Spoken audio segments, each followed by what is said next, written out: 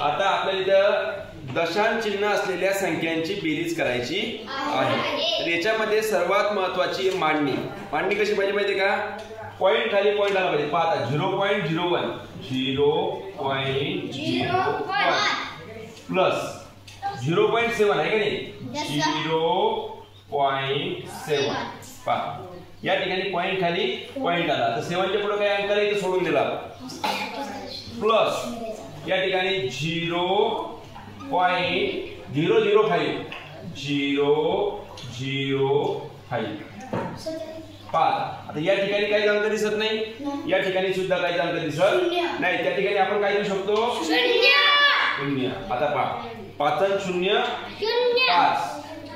5 5 आणि 0 5 1 0 0 यांची बेरीज केली किती होईल? 1 7 0 0 यांची बेरीज होईल 7 आणि गणित चालू असतानाच पॉइंट खाली पॉइंट द्यायला विसरायचा नाही आणि 0 खाली 0